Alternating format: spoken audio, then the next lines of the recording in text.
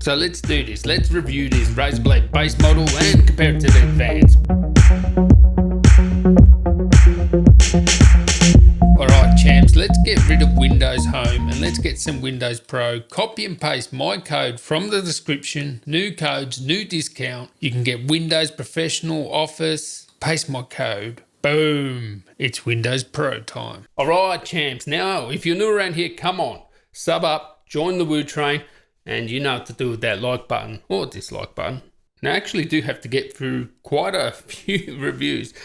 Some RTX laptops on the way. But anyway, let's review this base model. So this is a real solid computer. In terms of Razer prices, affordable compared to the Advanced model. There is quite a few differences. I'll leave at the end of the video, you know, the physical differences and also like the thermal testing between the two. To basically sum it up, the Advanced model will be around 15% faster because it has a GTX 1070 Max Q. If you're talking about the RTX Advanced model, it'll be more than 15% faster, which of course they have just dropped. The base model is a little bit thicker, 19.9mm versus 17.8mm on the Advanced. But interestingly, because of the vapor chamber, the Advanced model is heavier. So the heaviest Advanced model is 2.15 kilos, 4.73 pounds, and the base model is 2.03 kilos and 4.48 pounds. Now handling them, the actual base model feels heavier even though it's not, just because it is that little bit thicker, it just feels a little bit different. But this is good value, this base model. I've seen it here on sale in Australia for just a tad over 2K. It's like, you know, 1300 US. Really good price, especially for a Razer. And this thing can cover you for content creation and gaming.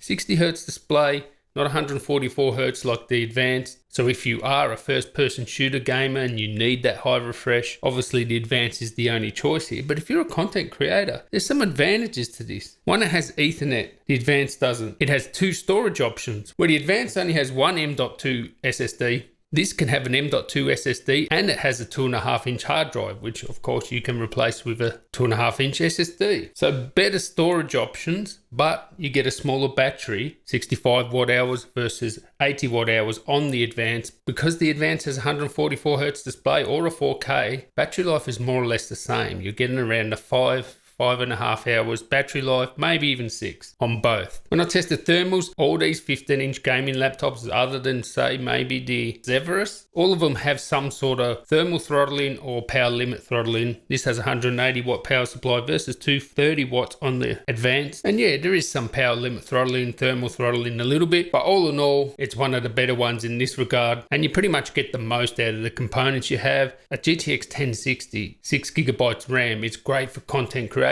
Great for gaming. You'll be able to play your high settings 60 frames per second, no problem, 1080p. And the display is good enough to trust for color work. You get all the ports you need, 3 times USB 3.1, a Thunderbolt 3, HDMI 2.0, mini DisplayPort 1.4. And I've actually used this for the last few videos, video editing, and it is really good.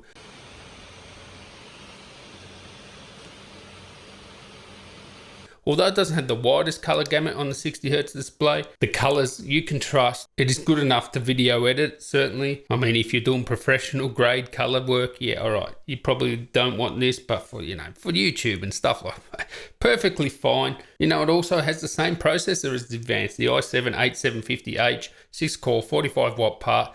And if you just do a CPU thermal test compared to the Advanced, the thermals were better. Don't know why, but they were. Now, of course, on the Advanced, you can get the RTX up to 2080, 2060, 2070 as well, and the 10 series 1070 Max Qs. So you have a lot more options. And on the spec sheet, it actually says up to 32 gigs RAM on the base, whereas it says 64 gigabytes on the Advanced model. I don't know why you wouldn't be able to do 64 gig on the base. Maybe that's just sort of like a separation. So maybe they're not gonna, you know, release a BIOS that allows you to do 64 gigs, because it is certainly capable. That chipset will be able to do 64 gigs on the base. It'll be interesting to see if you actually can. So overall, I think this is a great gaming device. If you want to play full HD, 60 frames, high settings, it's a gaming laptop. Yeah, it's loud.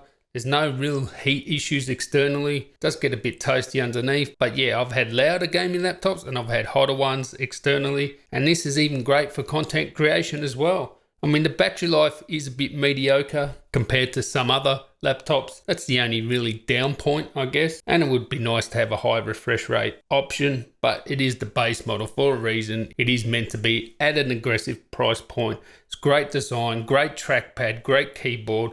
It really is great for content creation because I was using it, and that trackpad I can video edit on, and even using the internal hard drive I had no issues, editing my videos 4K even on the hard drive. That was a big surprise. And the trackpad, yeah, there's only like 4 or 5 trackpads I can actually use to video edit. This is one of them. So it's a great package at a great price. You'll be very happy if you get this laptop. Thank you guys for watching. Give me a thumbs up if you like these videos, and until next time guys, tally ho.